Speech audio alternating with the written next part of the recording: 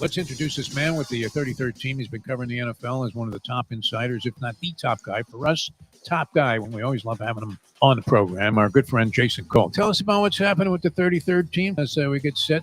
We're a busy place as we get ready for the season.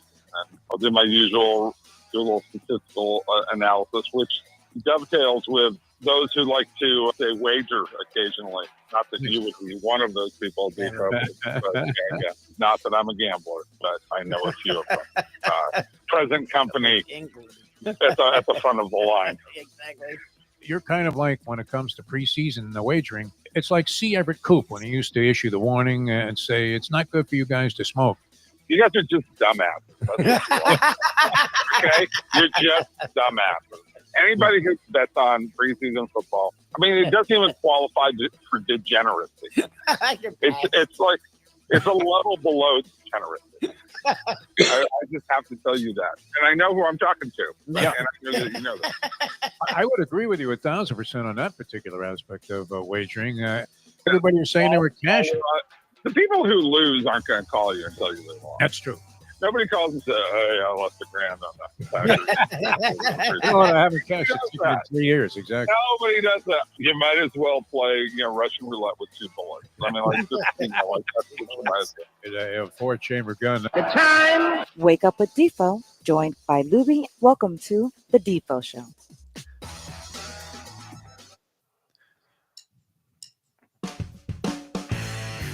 All right, pleasant good morning, everybody. Peel yourself off the Mount Monday edition of the Defo Show. That's Mike Lubie Lubitz, and Lubie informs me I do have a little venture coming up to Las Vegas, but we're only doing a couple of shows this week. Just a couple of shows.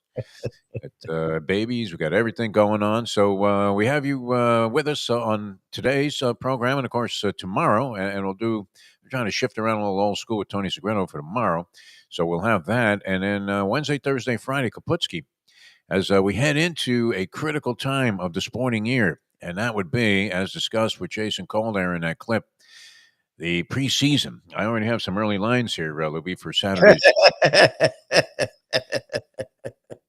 Who on earth could really bet that with any kind of conviction? I mean, how could you possibly say, oh, well, I had a pretty good idea that they were going to cover the spread? It's insane. It really is. And Cole is right. You really have to temper your enthusiasm, curb your enthusiasm. The old Larry David thing before you dive into, unless I don't know, Lubie, does anybody really know? Does anybody really know what time it is? Yeah. What's your feeling? I mean, you watch a million handicappers. There are zillions of handicapping shows. I didn't even know. I don't know why I'm getting this now. I'm getting ESPN 8. Yeah. I don't know. Ocho, were you aware that there was an Ocho? Did they skip a few numbers like they skipped 13 in elevators back in the day when there was a lot of superstition rolling around about that particular number? Until Danny Boy wore it with such distinction. And Exactly. I was really devastated to see that somebody actually had the opinion. I understand where people didn't like Joe Willie. Is that just resentment against a guy who is sort of a revolutionary? You can look at those stats, Lubie, and say, well, he barely completed 50% of his passes. The guy was throwing bombs. Yeah. He had his share of dump-offs. Yeah, he caught Snell and Boozer with a couple of passes over the middle to Pete Lamons at tight end. But in essence, he was throwing bombs. Maynard, Sauer, catching these passes way down the field. And you think it was easy at Shea Stadium? Yeah, the wins in there, Lubie, are insane. Yep. Insane. Yep. Ball would be fluttering all over the place, and all of a sudden, look at that. The Chiefs look like they're going down today. Joe Willie completes a pass, a bomb right at the end of the game. But, I don't know. I saw Dan Marino listed as among the most overrated quarterbacks of all time. Really? What kind of a disgrace is that?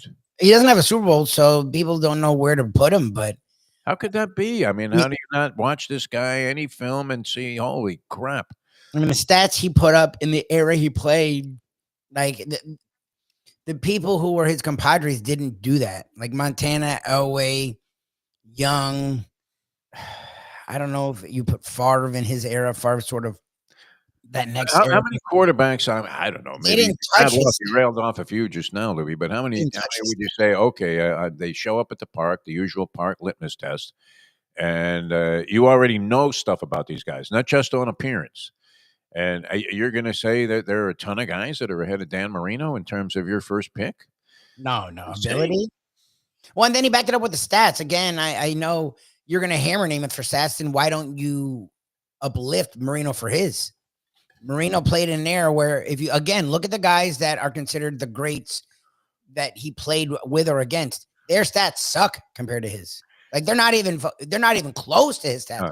His stats are comparable to today's stats, but people don't realize he played in an era that's not like today. Like he played in the leftover era, holding, grabbing, and kicking guys in the groin. I mean, they allowed just about anything to go on. The professor had that. This was a little before his time, but I mean, they were allowing guys like Lester Hayes, the molester, to literally molest you at the line of scrimmage. Yep. And Haynes on the other side did the same thing, and that was common practice back then. So I don't know. I mean, it's always tough to gauge guys of different eras.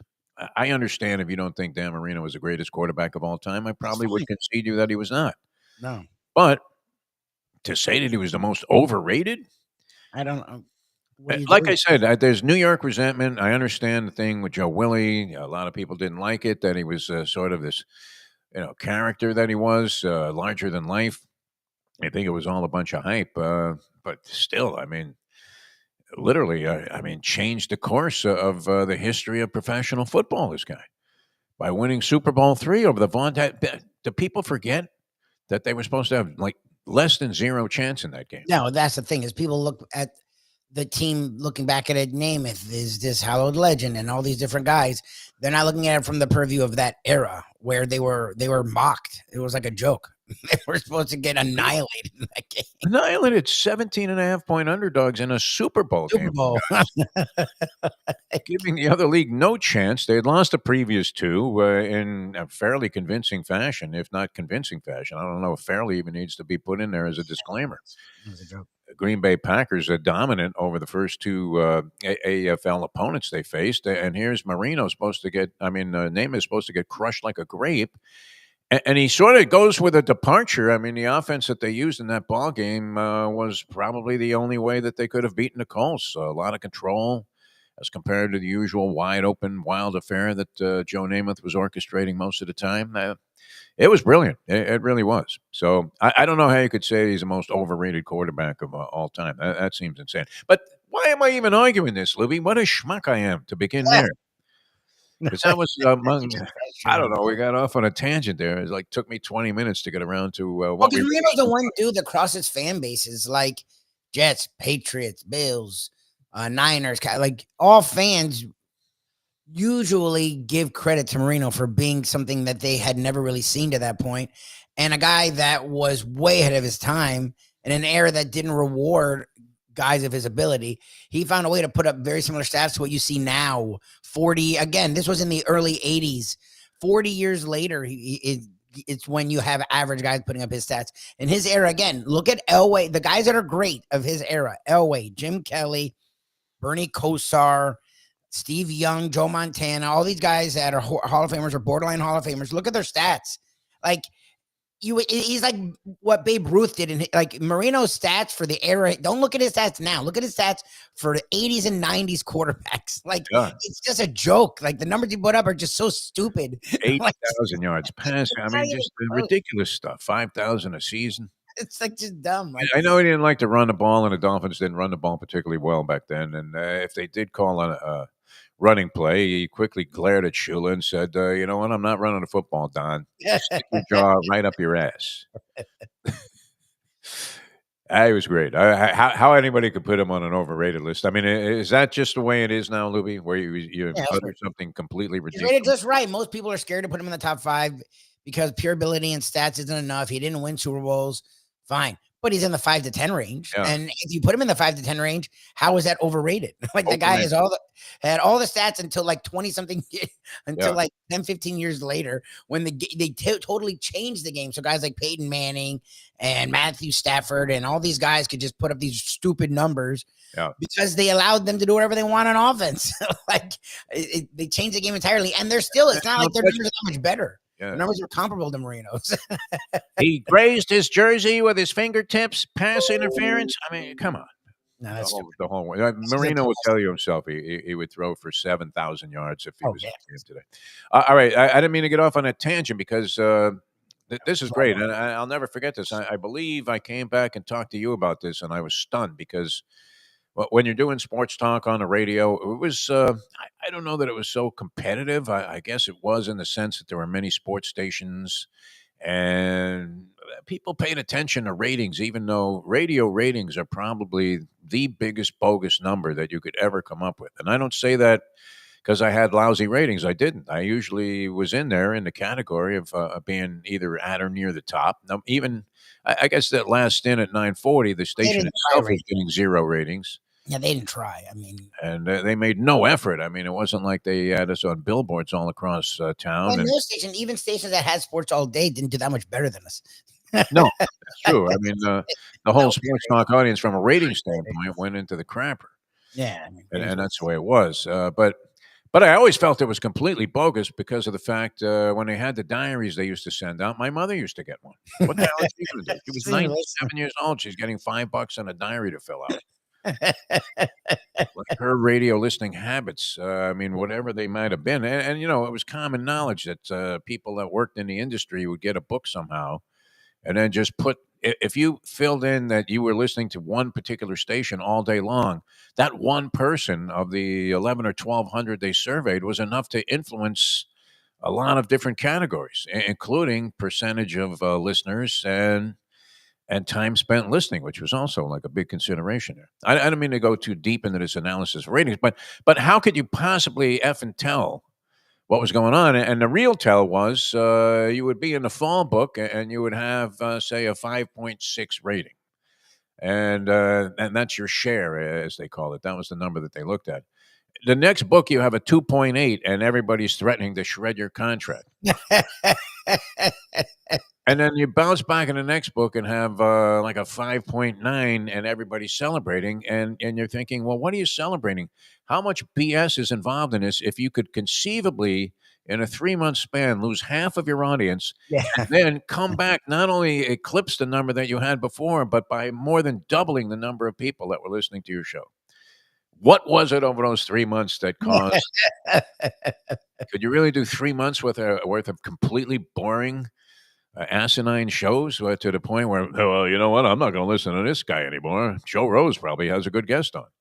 The way they measured this was impossible to buy into whatsoever. But the big standard in the industry, there were a couple of big standards, and whenever there was a negative contract negotiation going on or some kind of negativity with numbers, it wasn't uncommon for whoever was in charge of trying to motivate the talent, so to speak, to say, well, you got to use the model of WEEI or WIP in Philadelphia was a big one with this one guy that I worked for that was from Philadelphia. I mean, he idolized what they were doing there. And then, of course, the gold standard of all sports talk radio was always, Lubie, WFAN in New York. Yes. Monster ratings in the New York radio market, where you would think there was a lot of diversity, many, many choices. They still actually have like live staffs on a lot of their stations. Very unusual. And I mean, they try to cater to their audience at least a little bit. But I'll never forget this, Lubie. I'm in New York for some kind of assignment, and I'm thinking, how great is this? I'm going to get to listen to Mike and the Mad Dog, Chris Russo, and Mike Francesa, who were held in such high regard. And how many times would people say, well, you know what, if your show was more like Mike and the Mad Dog? And this struck me. I'm driving in traffic, probably stuck in a car for like an hour and a half, or what should have been like a half-hour drive. And Mike and the Mad Dog are on, and I couldn't wait to listen to these guys to hear what this wonderful sports talk was all about. And they literally, for the entire 90 minutes, Lubie, this was sometime in like May, they were analyzing all the future series of the New York Yankees to see which ones they were likely to come on top in and trying to predict the number of wins they would have over like a 60-game span. Oh, Jesus. This was sports talk in New York. People are calling in, I don't know if they're going to win that Detroit series. I tell you what, the Tigers are tough. It's like it's 3 months away. Oh, my God. How the hell do you know what's going to be happening? It's impossible. But I was amazed because you're always thinking, well, geez, have we got to do something stimulating? Or I don't know if you think like this. Well, I know you do. You do, where you're like, I mean, is anybody really going to be interested in this? I'm thinking it right now. Yeah. I just thought that it always. I heard them in their later years, and I was like, "What is the big deal?" I'm like, What they're was just it? They were saying yelling. nothing. I mean, like the lamest of topics you could possibly conceive of would be, let's guess. And it was like it was the old Soprano thing with the Dolphins, although of even more extreme minutia that they were talking about. Where I mean, how could you possibly be considering? Well, I think they're going to win 2 out of 3 there against the White Sox. You're like, "Hey, this is crap, absolute garbage." And I couldn't help but think back to that because in a million years, Louis, do you think that they ever would have looked at the schedule, Mike and the Mad Dog, and looked at this Marlins series coming up, which it's only one series, what, every few years? How often do they play in this cockamamie configuration they have that is the Major League Baseball schedule with interleague play? What do you get the Yankees like every 3 years? Yeah, Not 3 or 4 years, necessarily, something like that. It might be even longer. because it goes by what, the American League division that you're playing. How does that work? But anyway, it's infrequent that they have the Yankees there. I went to that Yankee game years ago, one of them, and I had a horrible experience, and I would never go back. Unless, and I recommended this. I talked to a few people over the weekend that were going to one of these games, and I told them all the same thing. When you see that gas station, I don't know if you ever park at that Shell station, just a I've never couple parked there, but blocks I've from the seen it. stadium. It's out there. Yes, yes. I've never parked there. Buy into no blocky, people. Don't ever go to the top floor of that garage Oh, on it's the the worst. rare occasion when the stadium is actually occupied. Now, they must have drawn, Sarni was asking his question. Now, what do you think they would draw? I said like 100,000. I think they might have even eclipsed that. They did. I think they were near sellout every game. But imagine, I mean, the distress, the anxiety, the tension. I mean, Aaron Boone was just a babbling fool. He looked like the Trumpster getting up there trying to explain what happened to the Epstein files. And I mean, you see more and more conspiracy stuff coming out, and yet, isn't it weird how sometimes when you see somebody is so badly trying to dissuade you from thinking something that, and this is Aaron Boone now in the same situation, that it just becomes more and more likely that something even more sinister went on. You're starting to think we're not even scratching the surface by just implying that in this case, Aaron Boone. Is he inept, Lubie? Is it just? I mean, you could point to a lot of things with the Yankees, couldn't you? And say that one of the basic underlying themes with New York Yankee baseball over the last many years that Aaron Boone has been the manager, and how is it to the point where you say, how does Brian Cashman keep his job? Because Oh, we've said that though. We've said that for years. With what's the he done Yankees. that's so remarkable? I mean, and it was just. It was almost comical the way this series played out in that sense, where we were just deriding Peter Bendix as saying that he was a bat boy with the Rays organization and he really didn't do much of anything. Wasn't it easy to make fun of this team, even though they were doing like a fairly decent job early in the season, Louie? The Marlins. Oh yeah, they weren't doing it. They were horrendous. It's the same crap. The Yes, yes. same BS over and over and over and over again, and it may turn out to be the same again, even though they reached We'll like see. 500 by sweeping the freaking Yankees, unprecedented. I know. And I couldn't help but think back, and I'm thinking, would Francesa or the Mad Dog have ever assumed, especially going into the season or early in the year, that the 2025 Miami Marlins would sweep?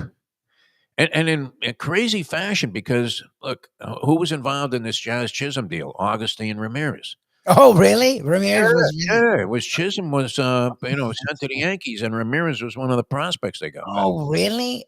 Oh my So god! how This is like. outrageous? I mean, must have that have made Cashman feel that he gets Chisholm, who I mean, yeah, he's got 20 homers or something around there. He's hitting 270 or maybe 260 something. I don't know. I mean, but makes really dumb mistakes in the field Yeah, like some yeah. Yankees do. I mean, getting doubled up off a pop up. What the hell is this guy thinking?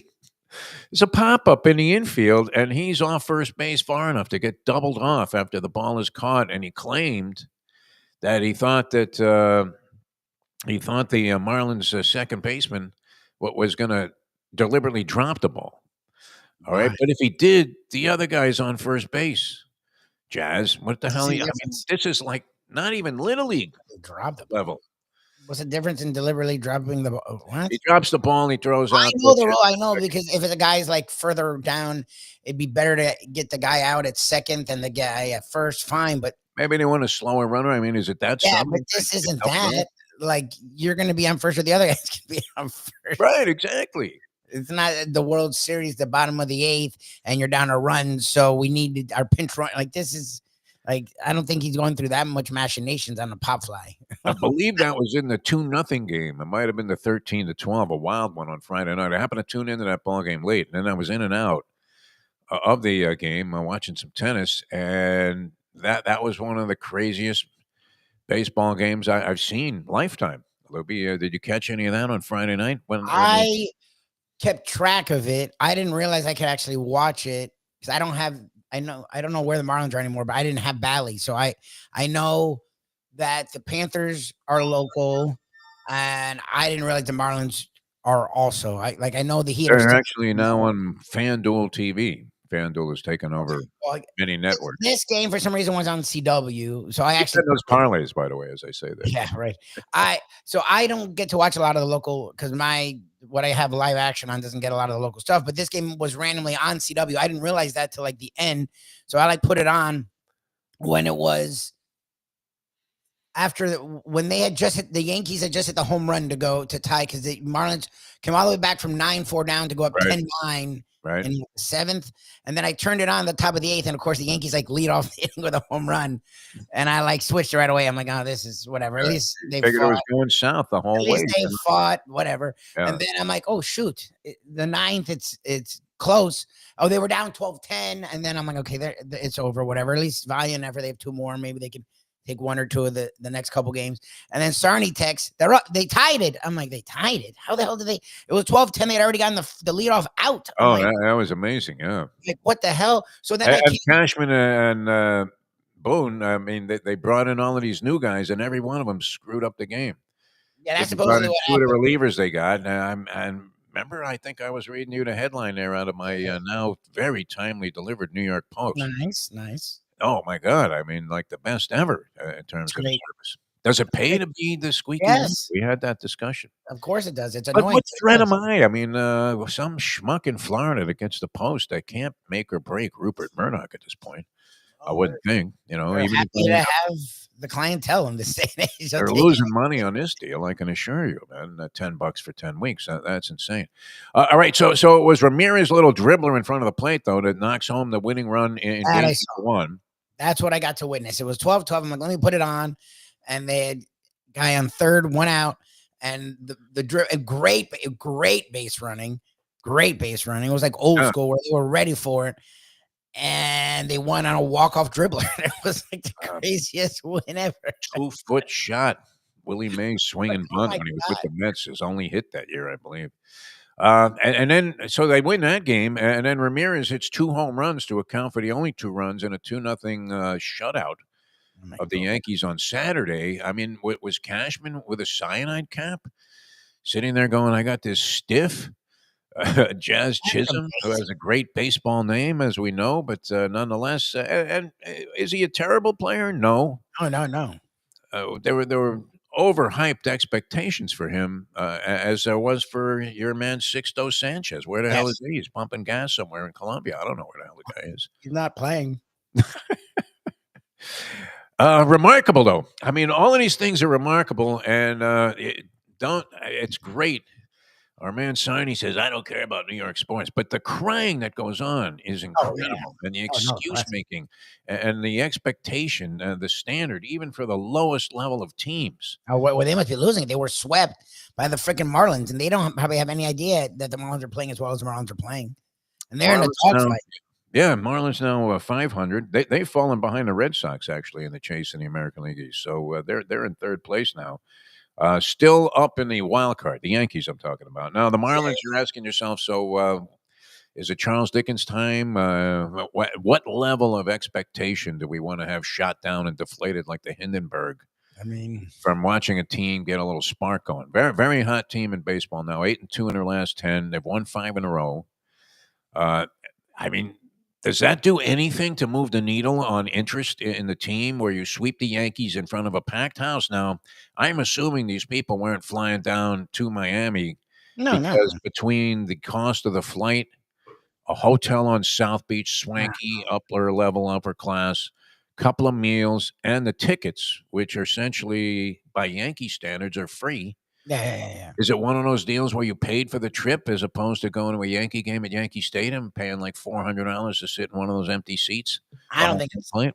it's that much cheaper. Like the tickets themselves are cheap, but airfare right now is nuts, and hotels. It's a little high, yeah. Yeah, no, it's I think look, we know we have a lot of New Yorkers down here who probably never get to see Yankee games, so Oh, they got yeah. to It was go all see a Yankee game across a weekend and not have to spend a ridiculous amount of money. I'm sure that's what it was, but it was a great atmosphere for the Marlins to pull off a sweep. Like, it was and fun. it's improbable. I mean, I just keep picturing Francesa and the Mad Dog sitting there going, "Well, no, they'll sweep the Marlins in that one. That's Oh, that's going to put them right back on track." And everybody thought that, right? Because the Yankees had started to ridiculous. show some signs of life. Yep. And what I love about the whole series, I mean, it was just remarkable. That the Yankees made all these trades at the deadline, and the one that seems to me like it really is going to pay dividends, Louis. Did you see this guy? Not Roberto, but what is his name? Like Joan Duran come in for the Phillies last night after being acquired. I think he might have already made another appearance as a Philly closer. Holy crap! He's ridiculous. 103 miles an hour. With like weird movement on the ball, like a gyroscope was in it. I don't know how anybody could hit this guy, but due to the fact that they're in this dogfight, have been all season with the New York Mets for the National League East, I'm looking at him and saying, I didn't see a lot of these guys. I mean, the Yankee guys clearly bombed out. They all made bonehead. Well, the relievers coughed up two sizable leads, 2-0 in the ninth inning, and then or they had a 2-run lead in the ninth inning and a 5-run lead at one point when they started bringing these guys in that Cashman just acquired. Where's Kim Ng? Yeah. She had Yankee ties, didn't she? Or was that Dodgers, Kim Ng, exclusively? Anyway, it was a lot of fun. Does it move the needle, Lubie, in your estimation? Does it move the needle at all in terms of interest in the Marlins the rest of the way? Because I'm still looking at these projections, and they have them now winning 77 games. Look, again, it was what was How it, is that 63 possible? I mean, It was 63 and a hook. I mean, they've the superseded. overplayers are feeling pretty comfortable right now. They've superseded. Look, You don't get that jock itch that you get about midway through the season when you realize you made a horrible mistake. Yeah, Yeah. they literally have hit 500 when were they 20 games under? Were they more? Like they were never near 500 even the beginning of the I season. think they might have been, were they 16 back of it? No, it was like 13 or something, and they've eclipsed it now by playing remarkable baseball. Anyway, it's a good story. Does it go anywhere? I don't know. I couldn't tell you. After watching the actions of this particular franchise for the many years that we have, I mean, what is the track record there? It's not favorable. No. Look, and I don't feel bad for all we said literally a month and a half ago about Peter Bendix. Nothing. We thought he was a doofus. I don't feel bad about saying it because we've seen what this franchise has done time and time again. They were doing similar moves, getting rid of. He was like Caroline Levitt as a mouthpiece for the Trump. Yeah, that's what it felt like. It was like, dude, yeah, you're a different Alibi, person yeah. doing the same thing, getting rid of people and not bringing like anything worth anything back. Like you're bringing all these young guys again that were just, if they become good, we're going to get rid of again. Like who cares? But to see it this season turn around again, early in the year, even when they were losing, they were fun. They were coming back, having these weird comebacks. They were doing all these interesting things. They were able to score a lot of runs, So it was like, okay, at least they're different in that regard. Well, now they're winning, and they're winning versus really good teams, and winning series all the time. Consistently, they won like 11 of 12 series. Like Russo and Francesa should have been looking at this team's schedule and saying, "Yeah, I think they're going to sweep the freaking Yankees." Anyway, that's what struck me is that for as much hype as New York Sports Talk Radio with those two guys in particular, nothing against them personally. Congratulations on all your success. I mean, look, Lubie, you can only look at people that cash this kind of capital. I mean, what were they paying Francesa to be like wrong about every game? I don't know. I never $5 million a year to do radio, Lubie. I would only need. Well, I wish I could find one more year at that number. And It'd be good, yeah. whoosh, straight out the door, my friend. Straight out the door. All right. So that was one of many baseball developments that was taking place. But I think it's clearly the spotlight story around. It should be around the country, no?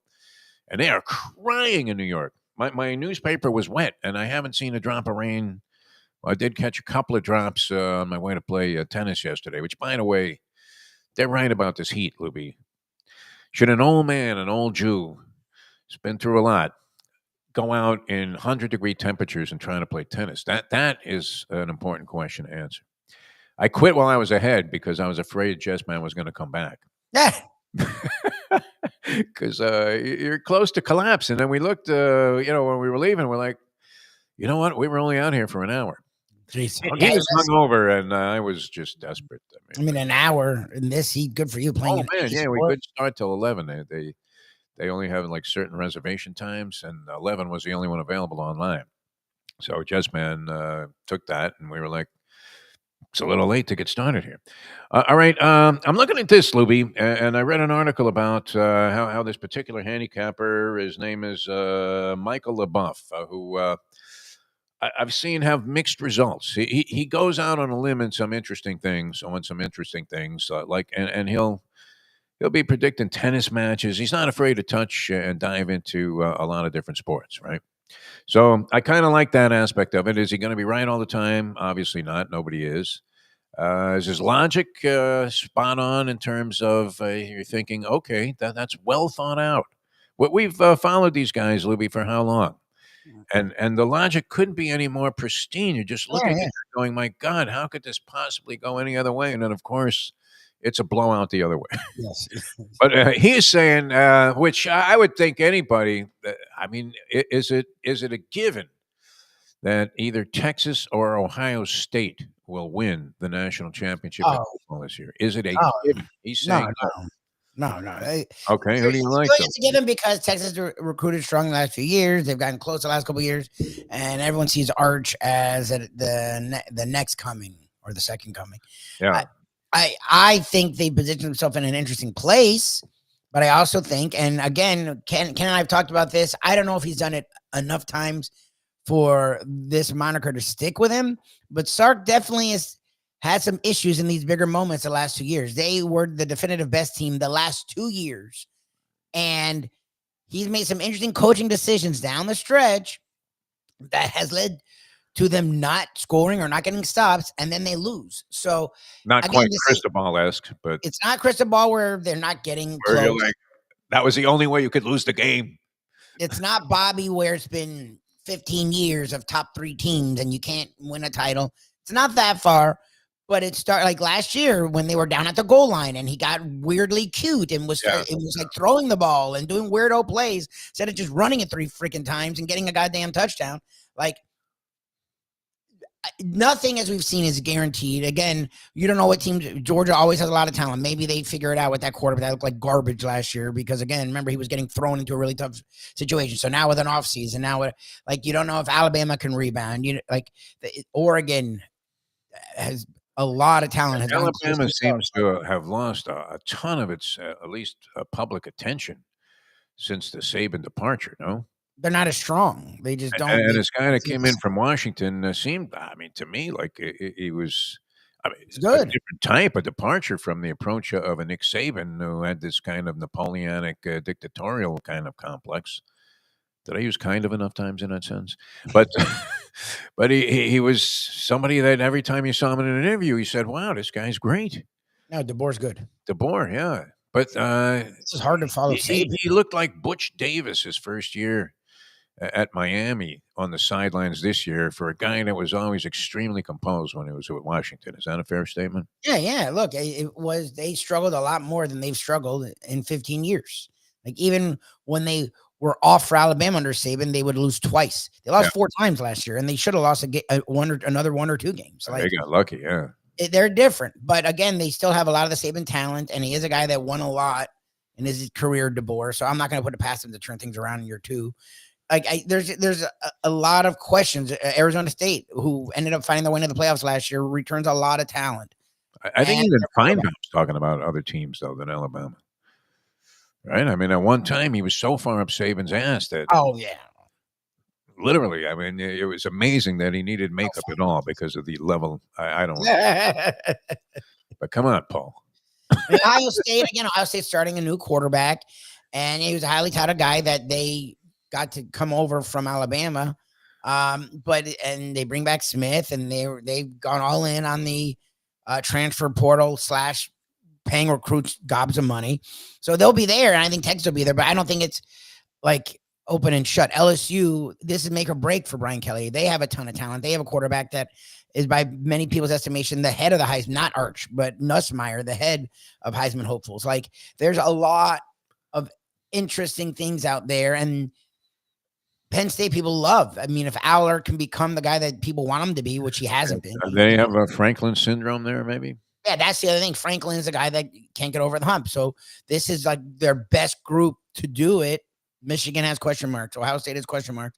This is supposedly a big year for Penn State. Like I think Texas and Ohio State may be the front of the line, but especially with the playoffs, we saw how that worked out. Like Oregon was killing people. We thought Oregon was going to find their way, and then even get into the I don't know if they were even in the Final Four, let alone the championship game. Like, it's just getting through. We'll see. I think Texas Ohio State will be strong, but I think there's like 5 or 6 teams going into it that could be very interesting, and then it may open up to 10 to 12 teams.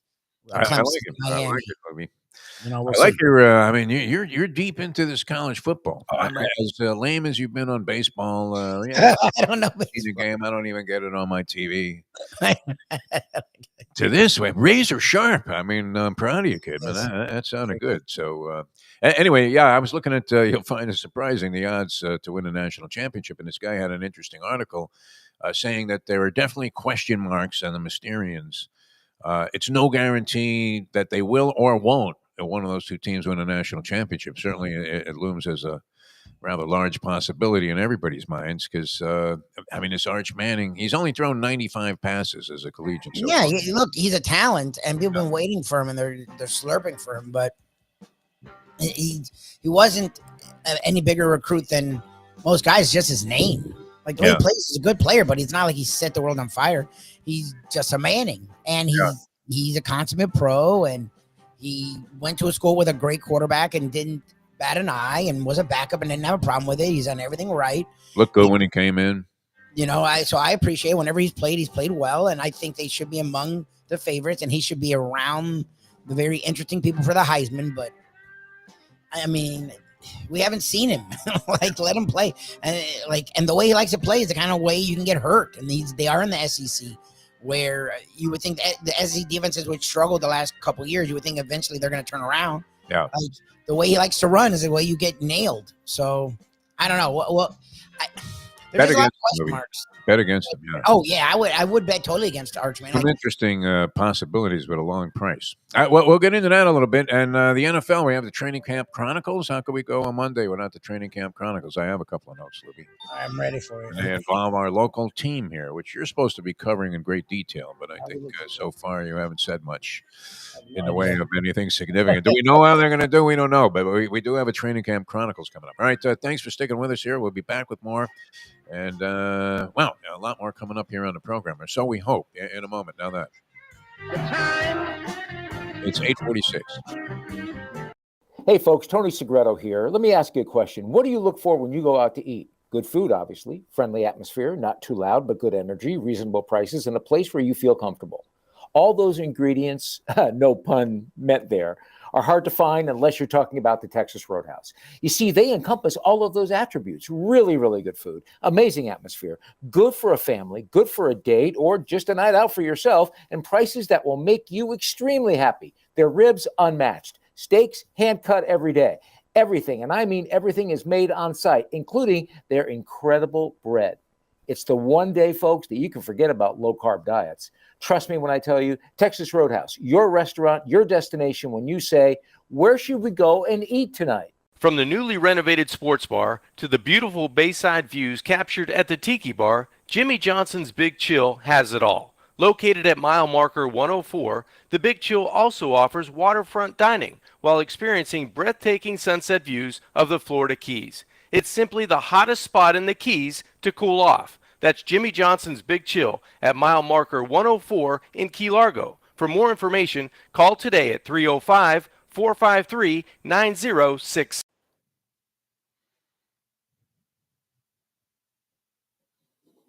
Francois Lebec. Good morning, Francois. Listen to me one moment, please. You fat ass. Tired of the way you speak about the Canadians? We are good people. We're here vacationing on the beach. We bring our dollars here, and you're always putting down the Canadians. And me, personally, am sick and tired of your crap. And you're not losing weight. I saw you the game. You're fat like a pig. The other thing that I would like to say is that you're going to throw out some baseball. I will be there personally to boo you out of the stadium. We come here as good people, friendly people, nice people. We don't need you to speak like you speak, Jeffrey, the fat ass the forest. The Defo Show, featuring Lubie. We now return to the Defo Show. It's a good reason I've never been to Montreal. Even though I did like the Canadians because I was a front-running fraud. And the Rangers weren't with all due respect to the Chief and, of course, Harry Howell, one of my all-time favorite defensemen. Man, was this guy slow compared to what you see today. I mean, these guys are flying around the ice. I don't know if it was just have television cameras and the ability to communicate the speed of sport. Have they vastly improved over the years, or was it actually like people were playing in slow motion back then? I think both are true. Hondo has the ball. He takes a couple. You look at the Celtics. You're like, what the hell, man? The way they play. And the Russell. Bill dips his left shoulder in there, as he's known to do, and fires up another brick. There's like no movement. they don't. Guzzi is doing the weave at the top of the freaking key. The dribble seems like the dumbest dribble.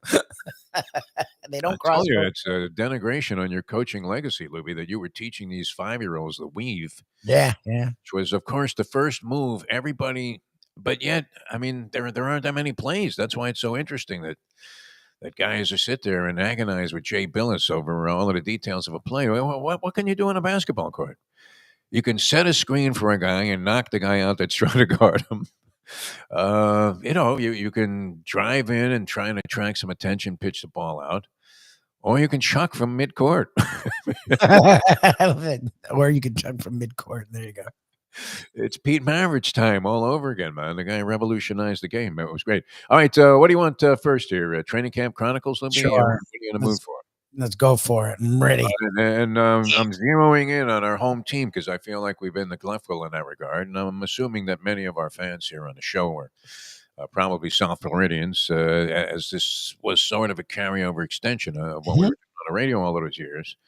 And we weren't accomplishing much there. In 14 years, don't know that we accomplished much of anything. However, Austin Jackson, right tackle, amazing, who was, frowned upon. I remember there were many disparaging things about the Dolphins choosing this guy. And did they not try to employ him at left tackle when he first was with the team? Yes, they had him at one side. It did not work. He was always getting hurt and sucking. Considered a bust, yeah. And then they moved him to the other side, and he became really good, but he still is always getting hurt. So here he is again. Right. So I don't know. I mean, it's perennial. It goes into perpetuity, and maybe it's true of more teams than just the Miami Dolphins, who we've been talking about this for how long, Lubie? That the Dolphins really need to shore up their offensive line. Again, my buddy, the one that we have on that is a writer, producer in L.A., who's known me since 9 years old, has been literally used to come over and do sleepovers, hang out at my house, and would watch Dolphins games. He laughs to this day about my dad bitching about the offensive line when I was 9. Yeah. I'm 40. Shula was looking at it. He had Cooch. It's like 30 years. They struggled to have an offensive It'd be like this. I mean, it's almost impossible, man. It's hard to imagine. Anyway, I don't know. I mean, Training Camp Chronicles, from what I've seen, the clips I've seen on TV, it looks like they're having a merry old jolly good time, no? There you go. Getting ready for that first preseason game against the Chicago Bears, which, as we've been saying, I mean, prohibitive. Is there a preseason game? Now, I suppose there are people out there that are much more diehard fans than we are. I mean, do you have to have a deep-rooted attachment to a team to get excited about going to a preseason game? Or even if you are offered free tickets to really good seats, you would be more than likely to say, I think I'll pass on that. 100%. Yeah. I mean, The you only would way pass you on go is if like you're really into a team, because Right. the preseason's horrendous. So what makes it almost valuable is, okay, I really care about this team so much. I want to see the second and third string guys and who they are and what they'll Yeah. be and this and that. There are people like that, though, that care about Oh it. yeah, for sure. Yeah. Look, I used to do it until I would then watch the game and it would be like, You want to know who's going to win that battle for the backup long snapper. yeah, right. So that's the thing, is like it used to get me too until I would watch the games and the level of play was just So we'll see. Look, last year the brand of football for the first month sucked. Like, so hopefully teams realize, look, we do need some preseason. Remember, like Dolphins guys didn't play the entire preseason. Tyreek Hill didn't play the entire preseason. Tua did like one snap or one series the entire preseason. Like, and teams did look rusty for 3 to 4 games. So I'm hoping we get a little bit more action this preseason. And that's why I'm sort of a little geeked up for the preseason, because I'm hoping teams learn, look, you can't play none of a preseason and then just think you're going to roll into a regular season. I can't help but think of the horror that was experienced by those that were backing the mighty Detroit Lions, thinking Dan Campbell probably would suck the blood out of a pigeon who was still alive to inspire his team to go out there and wage war with the Los Angeles Chargers, to stuff it right up the rear end of Jim Harbaugh, which I don't know. How do you think the other NFL coaches perceive Harbaugh? Bit of a nutbag, but to be respected. I mean, is he the Mike Leach of modern day pro football? I don't know if he's that creative, but he definitely is not that that good crazy. at coaching. Yeah, that's possible. And so what does Campbell do? He puts a linebacker as his as kickoff returner, and the guy fumbles on the first play. And you've got money riding on the game, Lubie. I mean, how do you feel about that? I guess you felt pretty good if it was the over that you took in open defiance of last year's overwhelming trend and flood of unders that made the preseason actually bettable. See, now is that one of the evil twists about the gods of gambling, in your opinion, Lubie? That something that is absurd all of a sudden seems beatable, and you believe that this is going to hold up over time. So while you might have made a big score at the beginning, it's kind of like a degenerate Ponzi scheme, isn't it? You make a big score at the beginning, and you're thinking, "Wow, everything is great here. Look, it's an under every game." And then, boom, they zap you. And you're flooded with a sea of overs. I don't know. You have to be able to sense the trend before it happens. But outside of that, how could you pick a side in a preseason game based on what? Better backup quarterback? What would you say, Louis? What would be the criteria?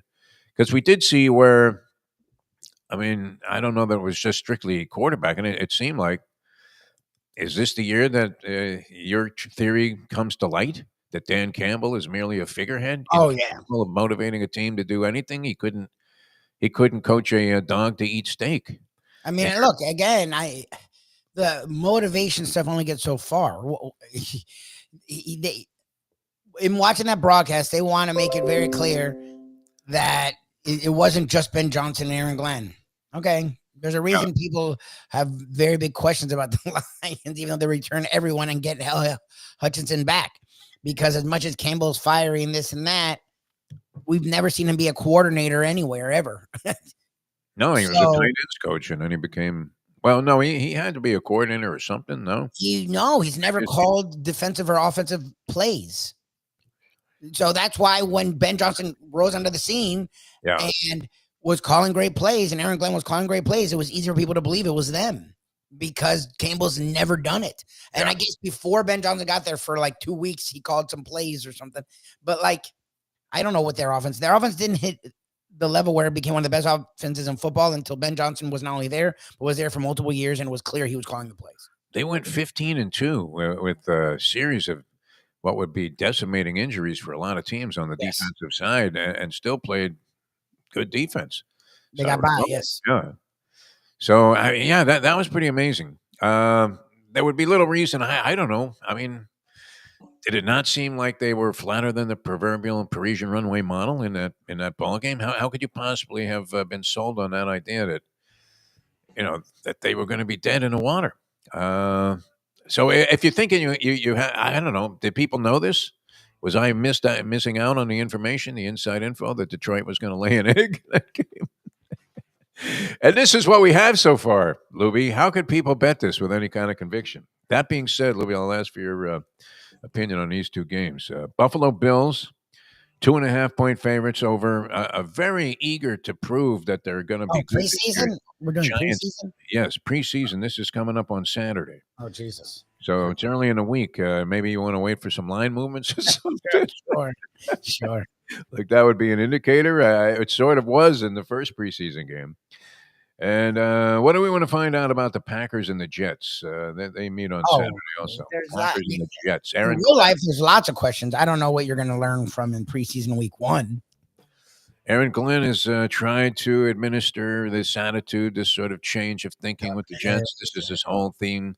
How many times have we seen that theory applied where, well, you know what, we're really going to toughen these guys up? Well, wasn't the last coach the guy from the Niners who was a loon? Yeah. Like, it wasn't like he was a soft ass. He wasn't McDaniel. He was like the opposite of McDaniel. The hell's his name? The guy that we couldn't place his background. Imagine it. I can't name a Jets coach from like a year ago. Yeah, I'm trying to picture the guy. I mean, I'm seeing like Weeb Eubank, man. Instead, Robert Saleh. I don't know why I couldn't think of Saleh. Yeah. Robert Saleh was a hard-nosed SOB, as they say. Like, it wasn't lack of discipline. It was he had one of the best shaved head looks though I've seen since like The Rock. I mean, the guy was known to be a hard ass that like didn't put up with nonsense. That wasn't their issue. They weren't good. He gave rise to hope that if you lost all of your hair, that you could still look okay. Right? Yes, for sure. Yeah, he looks like a beast. I don't know. Was he a hard ass? I don't think he was a sweetie. He was always alibiing for his players and stuff. I mean, in a sort of a dignified sense, I don't know that a coach needs, even if he thinks you suck, should he go public and say, oh, well, you know what, if it wasn't for so-and-so. No. Some coaches will do that, and they think it's motivational. I don't know. Jimmy was supposed to be a master psychologist and practically bordering on being a shrink himself. And, he used to say things publicly about players both ways. Yep. Although I'm trying to recall a time where he actually said, this guy blows. Yeah, it's hard. Some guys do it, but I don't know. When you have a reputation, fine, maybe, but when you're becoming a coach, it's hard to see a guy just throw a guy under the bus and then act like that's wrong. Look, Glenn's trying to get things together. I think motivated Jet team. I'm saying, Libby. I don't know. They have a lot of issues. They still have offensive line issues, and the defense, as good as it should be, it's not as good as people think it is. They just signed that kicker from the replacements, the Australian dude. There you go.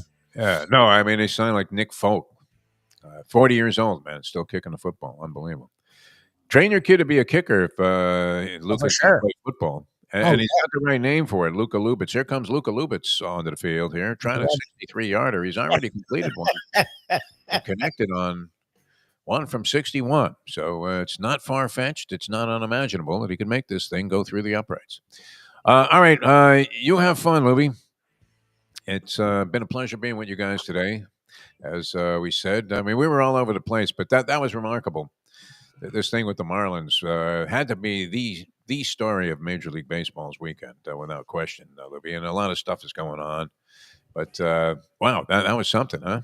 And in front of packed houses. Does it move the needle? Final thought. Does it move the needle in terms of interest in the Marlins and attendance figures? Will it impact that at all the rest of the way here as they play the final 50-something games? I mean, they're within 5.5 of the wild card. If they can maintain being within 5 games, yes, it will. We like a winner. Will they sell out like they did this weekend? No. But will they get more than 500 fans? Yes. Like they'll get into the thousands with regularity. How many like bobbleheads and T-shirts and giveaways that they get stuck with because they didn't even draw the initial 5,000 that they said, well, the first 5,000 fans will receive this fine souvenir item suitable for framing, as Minervini would say. And I don't know. I mean, don't you think they have like cases of them stored away somewhere?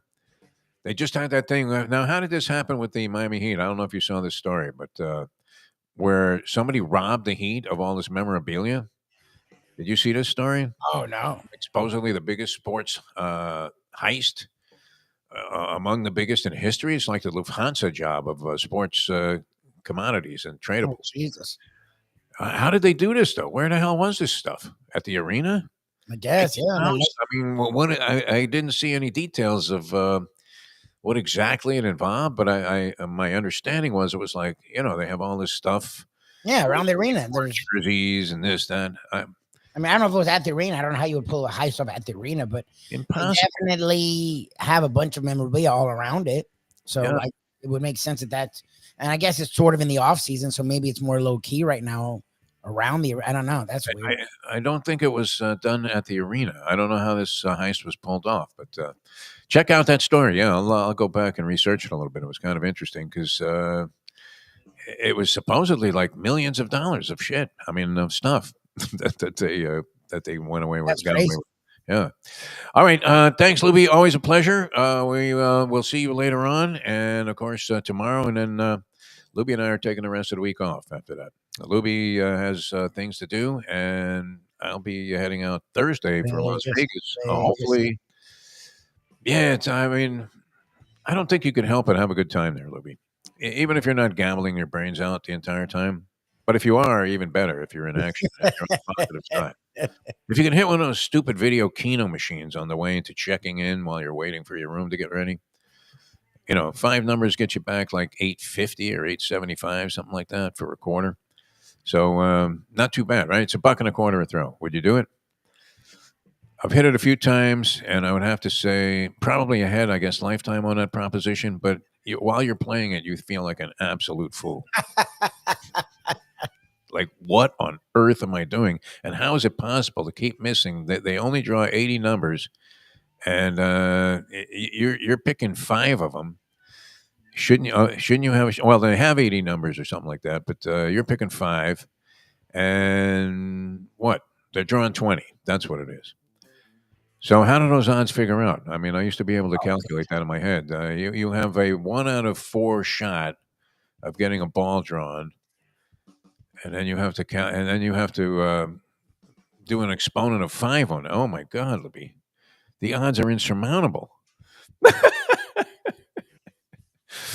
When was the time that you ever did anything in your lifetime that you knew you were destined to lose? Oh, good. I mean, Destined. I mean, just pointing a gun at your head and saying, "When do you want me to fire?" That's it. Exactly. And you're thinking you can beat this game, and maybe on occasion have. I guess that's like the Marlins beating the Yankees 3 in a row. Never happened. All right. Congratulations to them. And maybe we were wrong. Maybe we weren't. We'll find out. For Mike Lubie, I'm Jeff DeForest. Thanks for being with us. We'll see you next time as we leave you know that. The time. It's 9:05. Let's go to eat a damn snack. Look what they done to